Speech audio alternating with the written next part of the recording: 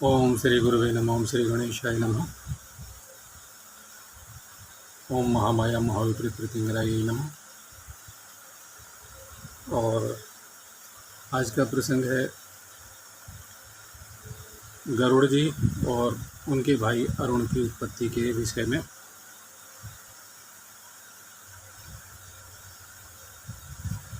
शौनक जी ने पूछा, सूदनंदन, इंद्र का क्या अपराध था और कौन सा प्रमाद था? बालखिल्य मुनियों की तपस्या के प्रभाव से गरुड़ की उत्पत्ति कैसे हुई? कश्यप जी तो ब्राह्मण है, उनका पुत्र पक्षीराज कैसे हुआ? साथ ही वह समस्त प्राणियों के लिए दुर्धर्ष एवं अवध्य कैसे हो गया? उस पक्षी में इच्छानुसार चलने तथा रुचि के अनुसार पराक्रम करने की शक्ति कैसे आ गई? मैं यह सब सुनना चाहता हूँ। यदि पुराणों में कहीं इसका वर्णन हो तो सुनाइए। उग्र सर्वा जी ने कहा, ब्राह्मण, आप मुझसे जो पूछ रहे हैं वह पुराण का ही विषय है। मैं संक्षेप में ये सब बातें बता रहा हूँ, सुनिए।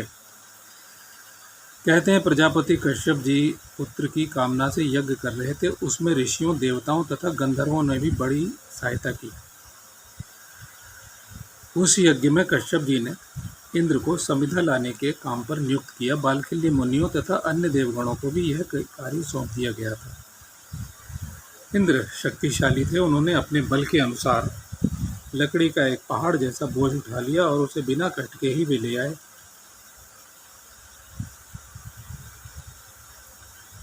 उन्होंने मार्ग में बहुत से ऐसे ऋषियों को देखा जो कद में बहुत ही छोटे थे। उनका सारा शरीर अंगूठे के मध्य भाग के बराबर था।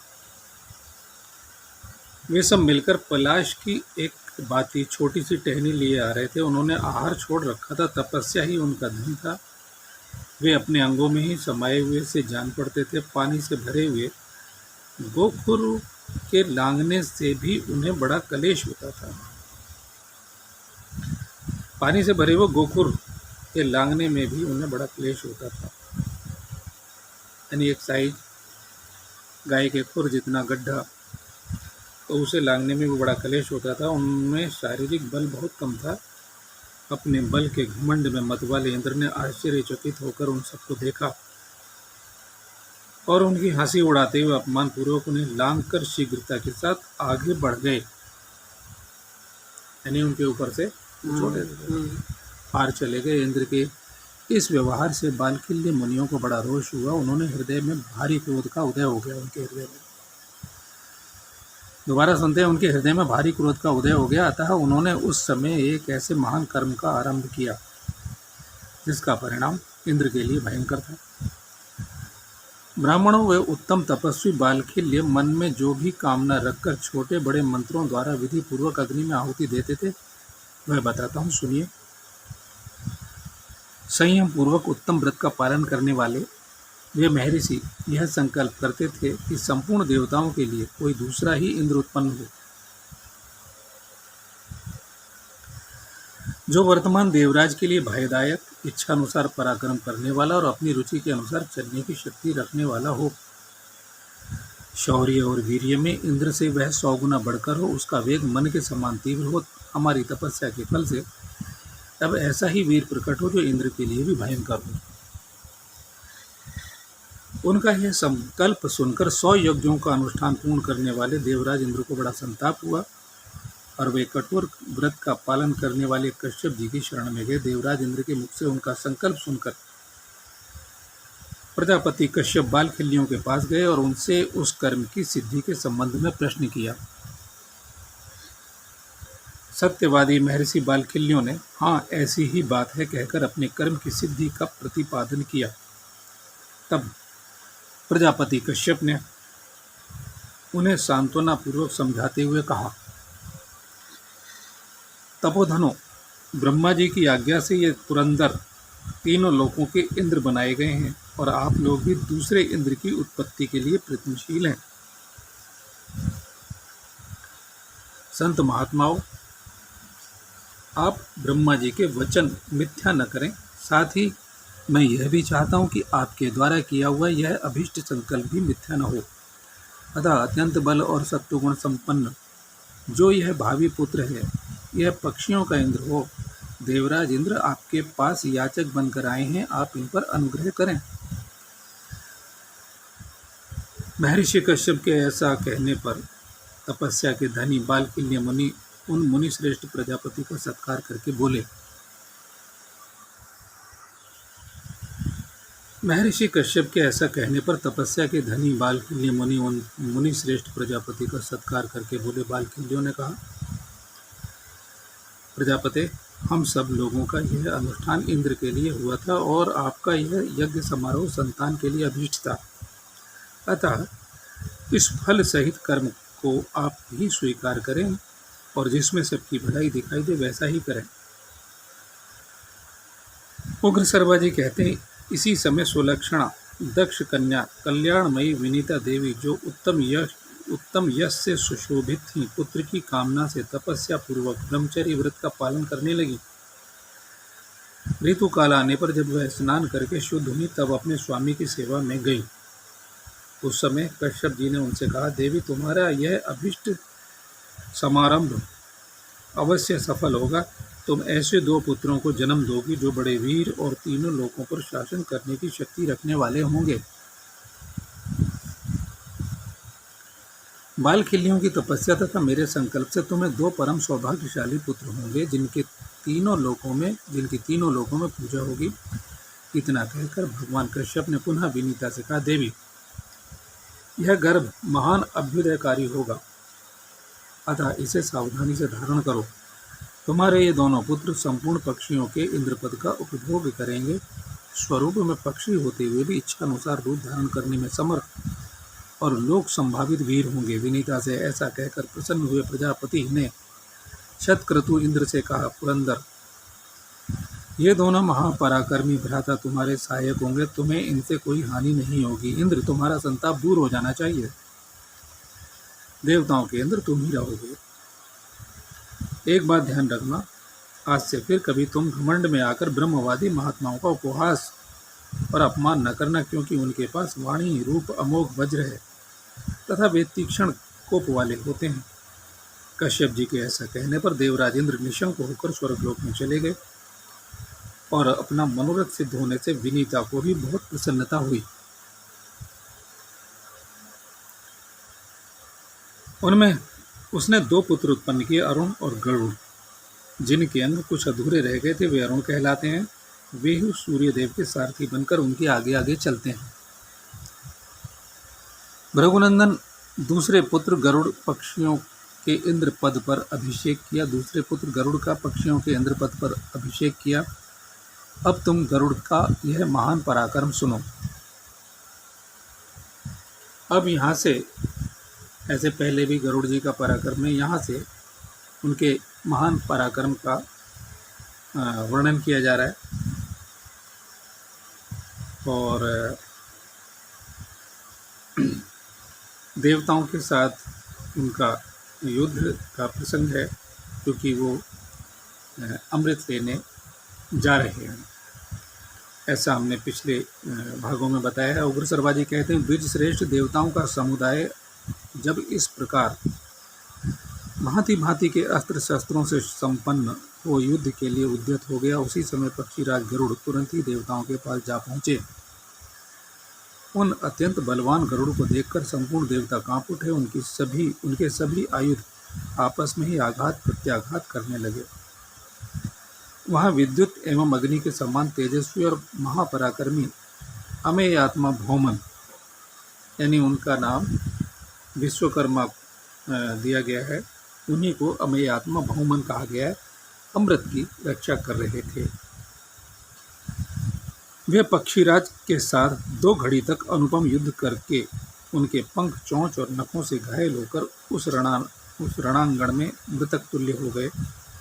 तदंतर पक्षीराज ने अपने पंखों की प्रचंड वायु से बहुत धूल उड़ाकर समस्त लोकों में अंधकार फैला दिया और उसी धूल से देवताओं को ढक दिया। उस धूल से आच्छादित होकर देवता मोहित हो गए। अमृत की रक्षा करने वाले देवता भी इस प्रकार धूल से ढक जाने के कारण कुछ देख नहीं पाते थे। इस तरह गरुड़ ने स्वर्गलोक को व्याकुल कर दिया और पंखों तथा चोंच की मार से देवताओं का अंग अंग विदीर्ण कर डाला। तब सहस्रों नेत्रों वाले इंद्रदेव ने तुरंत ही वायु को आज्ञा दी, मरुत हे मारुत, तुम इस धूल की वृष्टि को दूर हटा दो, क्योंकि यह काम तुम्हारे ही वश का है। तब बलवान वायुदेव ने बड़े वेग से उस धूल को दूर उड़ा दिया। इससे वहां फैला हुआ अंधकार दूर हो गया। अब देवता अपने अस्त्र शस्त्रों द्वारा पक्षी गरुड़ को पीड़ित करने लगे। देवताओं के प्रहार को सहते हुए महाबली गरुड़ आकाश में छाए हुए महामेघ की भांति समस्त प्राणियों को डराते हुए जोर जोर से गर्जन करने लगे। शत्रु वीरों का संहार करने वाले पक्षीराज बड़े पराक्रमी थे। वे आकाश में बहुत ऊंचे उड़ गए। उड़कर अंतरिक्ष में देवताओं के ऊपर ठीक सिर की सीध में खड़े हो गए। उस समय कवच धारण किए इंद्र आदि संपूर्ण देवता उन पर पट्टिश, परिघ, शूल और गदा आदि नाना प्रकार के अस्त्र शस्त्रों द्वारा प्रहार करने लगे। अग्नि के समान प्रज्वलित क्षुरप्र, सूर्य के समान उद्भासित होने वाले चक्र तथा नाना प्रकार के दूसरे दूसरे शस्त्रों के प्रहार द्वारा उन पर सब ओर से मार पड़ रही थी। तो भी पक्षीराज गरुड़ देवताओं के साथ तुमुल युद्ध करते हुए तनिक भी विचलित न हुए। परम पराक्रमी विनीतानंदन गरुड़ ने मानो देवताओं को दग्ध कर डालेंगे इस प्रकार रोष में भरकर आकाश में खड़े खड़े ही पंखों और छाती के धक्के से उन सबको चारों ओर मार गिराया। बिल्कुल ऐसा लग रहा है जैसे सीसीटीवी कैमरा आज के टाइम में होता है। आपको देखा हाल जी। गरुड़ से पीड़ित और दूर फेंके गए देवता इधर उधर भागने लगे। उनके नखों चोंच से छत विछत हो वे अपने अंगों से बहुत सा रक्त बहाने लगे। पक्षीराज से पराजित हो साव्य और गंधर्व पूर्व दिशा की ओर भाग चले। वसुओं द्वारा रुद्रों ने दक्षिण दिशा की शरण ली। आदित्यगण भी पश्चिम दिशा की ओर भागे तथा अश्वनी कुमारों ने उत्तर दिशा का आश्रय लिया। वे महापराक्रमी योद्धा बार बार पीछे की ओर देखते हुए भाग रहे थे। इसके बाद आकाशचारी पक्षीराज गरुड़ ने वीर, अश्वक्रंद, रेणुक, शूरवीर, क्रथन, तपन, उलूक, श्वसन, निमेष, प्ररुज तथा पुलिन इन 9 यक्षों के साथ युद्ध किया। ये मतलब यक्षों में ये महान वीर हैं। पहली बार इन 9 यक्षों के नाम यहाँ दिए गए हैं। बिल्कुल शत्रुओं का दमन करने वाले विनीता कुमार ने प्रलय काल में कुपित तथा पिनाकधारी रुद्र की भांति क्रोध में भरकर उन सबको पंखों, नखों और चोंच के अग्रभाग से विदीर्ण कर डाला। वे सभी यक्ष बड़े बलवान, अत्यंत उत्साही थे तथा युद्ध में गरुड़ द्वारा बार बार छत विछत होकर भी वे खून की धारा बहाते हुए बादलों की भांति शोभा पा रहे थे। पक्षीराज उन सबके प्राण लेकर जब अमृत उठाने के लिए आगे बढ़े तब उनके चारों ओर उन्होंने आग जलती देखी। वह आग अपनी लपटों से वहां के समस्त आकाश को आवृत किए हुए थी। उससे बड़ी ऊंची ऊंची ज्वालाएं उठ रही थी। वह सूर्यमंडल की भांति दाह उत्पन्न करती और प्रचंड वायु से प्रेरित हो अधिकाधिक प्रज्वलित सी प्रतीत होती थी और इसी प्रकार प्रज्वलित होती रहती थी। तब वेगशाली महात्मा गरुड़ ने अपने शरीर में 8100 मुख प्रकट करके उनके द्वारा नदियों का जल पी लिया और पुनः बड़े वेग से शीघ्रतापूर्वक वहां आकर उस जलती हुई आग पर सब जल उड़ेल दिया। इस प्रकार शत्रुओं को ताप देने वाले पक्षवाहन गरुड़ ने नदियों के जल से आग को बुझाकर अमृत के पास पहुंचने की इच्छा से एक दूसरा बहुत छोटा रूप धारण कर लिया।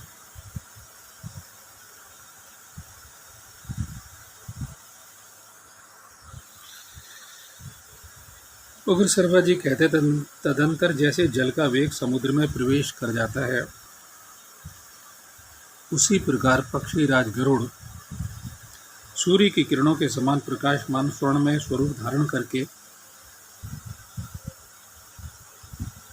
बलपूर्वक वहां अमृत था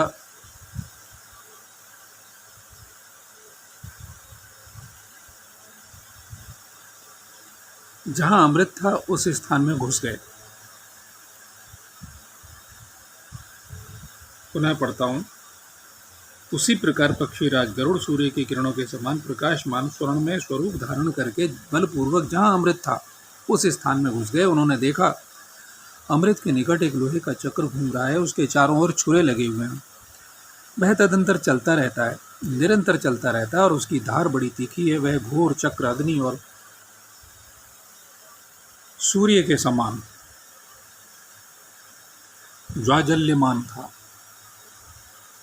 देवताओं ने उस अत्यंत भयंकर यंत्र का निर्माण इसलिए किया था कि वह अमृत चुराने के लिए आए हुए चोरों के टुकड़े टुकड़े कर डाले। पक्षी गरुड़ उसके भीतर का छिद्र, उसमें घुसने का मार्ग देखते हुए खड़े रहे। फिर एक क्षण में ही वे अपने शरीर को संकुचित करके उस चक्र के अरों के बीच से होकर भीतर घुस गए। वहां चक्र के नीचे अमृत की रक्षा करने के लिए 2 श्रेष्ठ सर्प नियुक्त किए गए थे।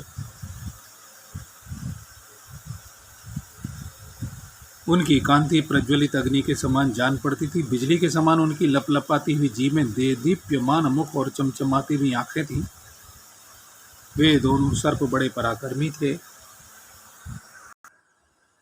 वे दोनों सर्प बड़े पराक्रमी थे। उनके नेत्रों में ही विष भरा हुआ था।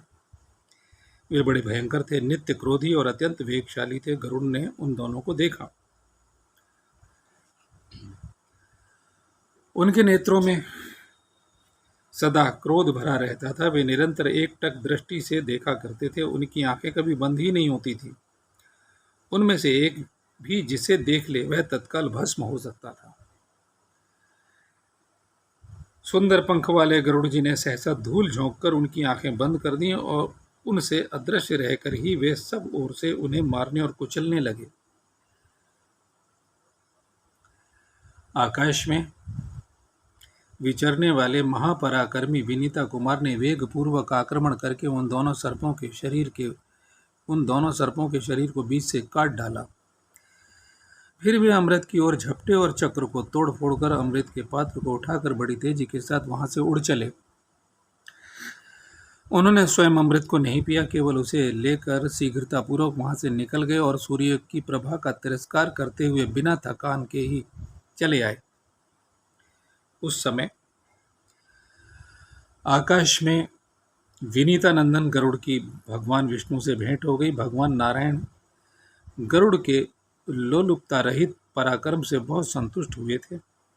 अतः उन अविनाशी भगवान विष्णु ने आकाशचारी गरुड़ से कहा, मैं तुम्हें वर देना चाहता हूं। अंतरिक्ष में विचरने वाले गरुड़ ने यह वर मांगा, प्रभु मैं आपके ऊपर ध्वजा में स्थित हूं।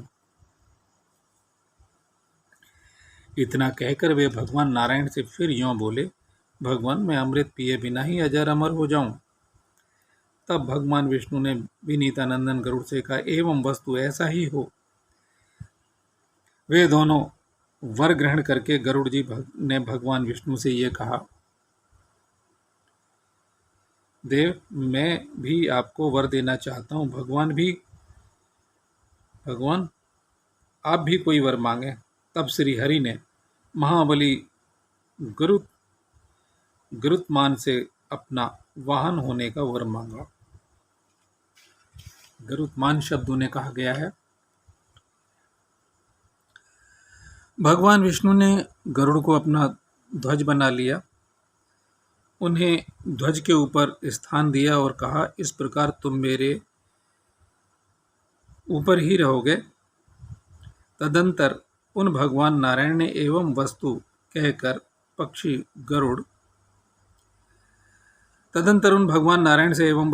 पक्षी गरुड़ वहां से वेग पूर्वक चले गए। महान वेगशाली गरुड़ उस समय वायु से होड़ लगाते चल रहे थे। पक्षियों के प्रमुख उन सर्वश्रेष्ठ गरुड़ को अमृत का अपहरण करके लिए जाते देख इंद्र ने रोष में भरकर उनके ऊपर वज्र से आघात किया। विहंगम प्रवर गरुड़ ने उस युद्ध में वज्राहन होकर भी हंसते हुए मधुर वाणी में विहंगम प्रवर गरुड़ ने उस युद्ध में वज्राहत होकर भी वज्र से आहत होकर भी हंसते हुए मधुर वाणी में इंद्र से कहा, इंद्र, हे देवराज, जिनकी हड्डी से यह वज्र बना है उन महर्षि का सम्मान मैं अवश्य करूंगा। शतक्रतुं ऋषि के साथ साथ तुम्हारा और तुम्हारे वज्र का भी आदर करूंगा, इसलिए मैं अपनी एक पांख, जिसका तुम कहीं अंत नहीं पा सकोगे, त्याग देता हूं। यानी पांख यानी अपने एक पंख को। तुम्हारे वज्र के प्रहार से मेरे शरीर में कुछ भी पीड़ा नहीं हुई है। ऐसा कहकर पक्षीराज ने अपना एक पंख गिरा दिया। उस गिरे हुए परम उत्तम पंख को देखकर सब प्राणियों को बड़ा हर्ष हुआ और उसी के आधार पर उन्होंने गरुड़ का नामकरण किया। वह सुंदर पांख देखकर लोगों ने कहा, जिसका यह सुंदर पर्ण पंख है वह पक्षी सुपर्ण नाम से विख्यात हो गरुड़ पर वज्र भी निष्फल हो गया। इस कारणवश उनका एक नाम सुपर्ण भी है। यह महान आश्चर्य की बात देखकर सहस्त्र नेत्रों वाले इंद्र ने मन ही मन विचार किया, ओहो, यह पक्षी रूप में कोई महान प्राणी है। यह सोचकर उन्होंने कहा, इंद्र ने कहा, विहंगम प्रवर, मैं तुम्हारे सर्वोत्तम उत्कृष्ट बल को जानना चाहता हूँ और तुम्हारे साथ ऐसी मैत्री स्थापित करना चाहता हूँ जिसका कभी अंत न हो। और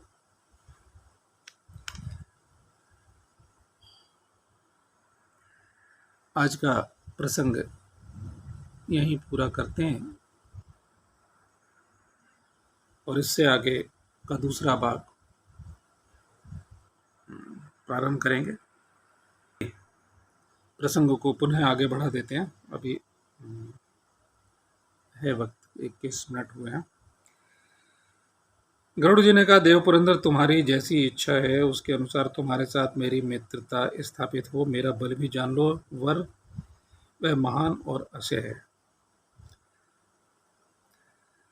गरुड़ जी ने अपने बल के बारे में बताया और शतक्रतुं साधु पुरुष स्वेच्छा से अपने बल की स्तुति और अपने ही मुख से अपने गुणों का बखान अच्छा नहीं मानते हैं। किंतु सखे, तुमने मित्र मानकर पूछा, इसलिए मैं बता रहा हूं, क्योंकि अकारण ही अपनी प्रशंसा से भरी हुई बात नहीं करनी चाहिए। किंतु किसी मित्र के पूछने पर सच्ची बात कहने में कोई हर्ज नहीं है। ये ग्रहण करने योग्य बात है। इंद्र, पर्वत, वन और समुद्र के जल सहित सारी पृथ्वी को तथा इसके ऊपर रहने वाले आपको भी अपने एक पंख पर उठाकर मैं बिना परिश्रम के उड़ सकता हूँ, अथवा संपूर्ण चराचर लोगों को एकत्र करके यदि मेरे ऊपर रख दिया जाए तो मैं सबको बिना परिश्रम के ढो सकता हूँ। इससे तुम मेरे महान बल को समझ लो। उग्र सर्वाजी कहते हैं, शौनक, हे शौनक, वीरवर, गरुड़ के इस प्रकार कहने पर श्री मानव में श्रेष्ठ किरीटधारी सर्वलोक हितकारी भगवान देवेंद्र ने कहा, मित्र, तुम जैसा कहते हो वैसी ही बात है। तुम में सब कुछ संभव है। इस समय मेरी अत्यंत उत्तम मित्रता को स्वीकार करिए।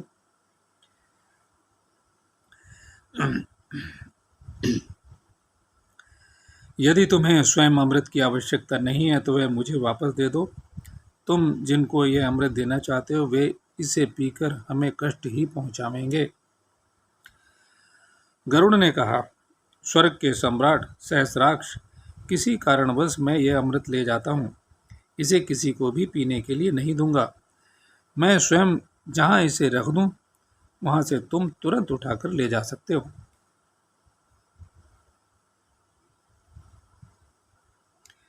इंद्र बोले, पक्षीराज, तुमने यहाँ जो बात कही है उससे मैं बहुत संतुष्ट हूँ। खग श्रेष्ठ, तुम मुझसे जो चाहो वर मांग लो। उग्र सर्वाजी कहते हैं, इंद्र के ऐसा कहने पर गरुड़ जी को कद्रु पुत्रों की दुष्टता का स्मरण हो आया, साथ ही उनके उस कपट पूर्वक बर्ताव की याद भी आ गई।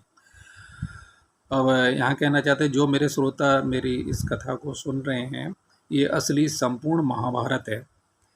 ये मूल प्रसंग है और वो जो लोगों ने टीवी में देखा B.R. चोपड़ा के, वो बिल्कुल अलग है और उसमें बहुत हेर फेर है, बहुत मिलावट है। मूल प्रसंग है अभी पांडव कौरवों का जन्म तो बहुत बाद की बात है। अभी उससे पहले से धीरे धीरे किन के पुत्र होते होते होते होते तब जाके कहीं कौरव पांडवों का जन्म होगा, तब महाभारत शुरू होगी।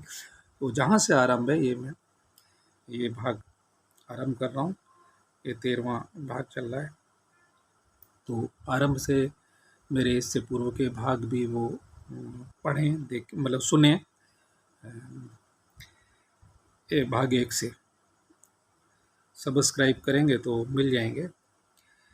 तो इंद्र के ऐसा कहने पर, अब ये क्योंकि पुराना प्रसंग है इसलिए मैंने ऐसा कहा। अतः उन्होंने इंद्र से कहा, इंद्र, यद्यपि मैं सब कुछ करने में समर्थ हूँ तो भी तुम्हारी इस याचना को मैं पूर्ण करूंगा। अमृत दूसरों को न दिया जाए, साथ ही तुम्हारे कथनानुसार यह वर भी मांगता हूं कि महाबली सर्प मेरे भोजन की सामग्री हो जाए। तब दानव शत्रु इंद्र तथास्तु कहकर योगीश्वर देवादिदेव परमात्मा श्री हरि के पास आए। उनके पास गए। कोई दिक्कत?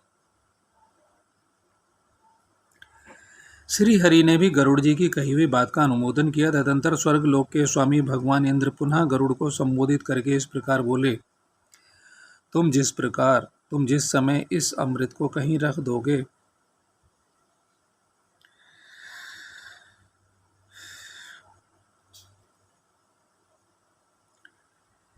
उसी समय मैं इसे हर ले जाऊंगा। ऐसा कहकर इंद्र चले गए। फिर सुंदर पंख वाले गरुड़ तुरंत ही अपनी माता के समीप जा पहुंचे। तदंतर अत्यंत प्रसन्न मन से होकर वे समस्त सर्पों से इस प्रकार बोले, पन्नगो, यानी सर्पों को पन्नगो भी कहते हैं, कितने नाम है, मैंने तुम्हारे लिए यह अमृत ला दिया है, इसे कुशों पर रख देता हूँ। तुम सब लोग स्नान और मंगल कर्म, स्वस्तिक वाचन आदि करके इस अमृत का पान करो। अमृत के लिए भेजते समय तुमने यहाँ बैठकर मुझसे जो बातें कही थीं, उनके अनुसार आज से मेरी ये माता दासीपन से मुक्त हो जाएं, क्योंकि तुमने मेरे लिए जो काम बताया था उसे मैंने पूर्ण कर दिया है।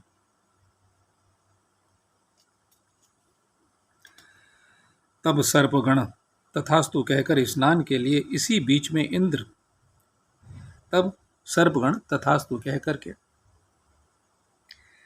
स्नान के लिए गए।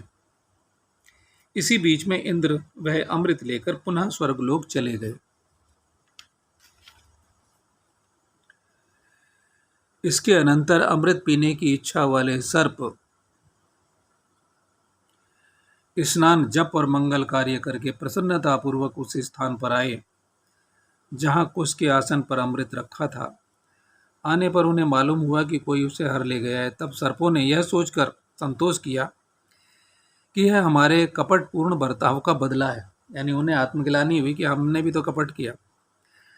फिर यह समझकर कि यहाँ अमृत रखा था, इसलिए संभव है कि उसमें उसका कुछ अंश लगा हो, सर्पों ने उस समय कुशों को चाटना शुरू किया।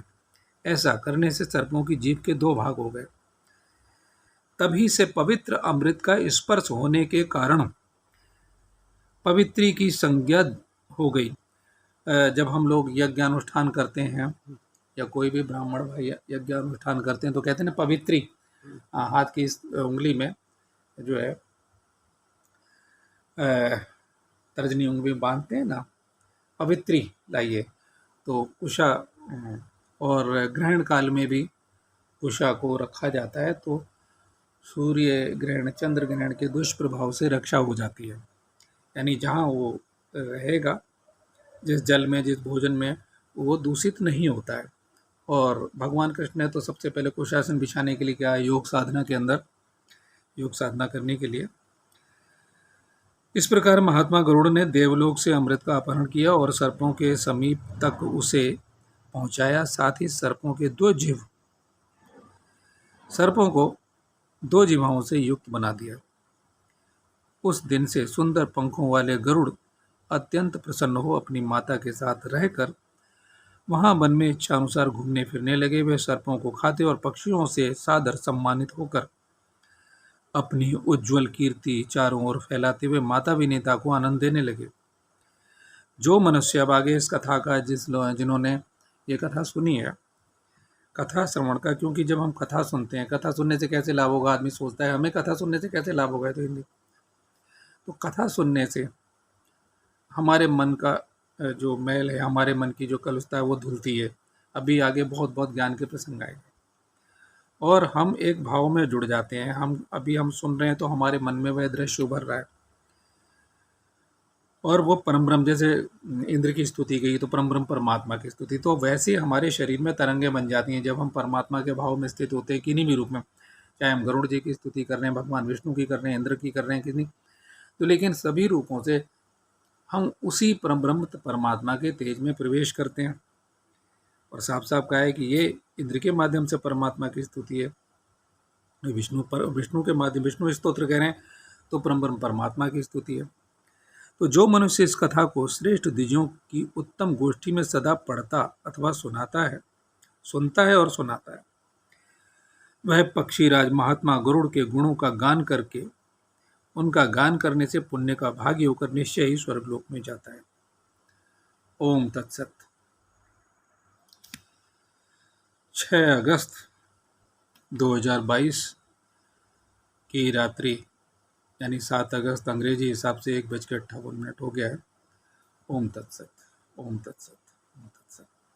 आगे का प्रसंग कल कहेंगे, तो जो लोग आगे जानना चाहेंगे आगे की कथा तो वो सुनेंगे।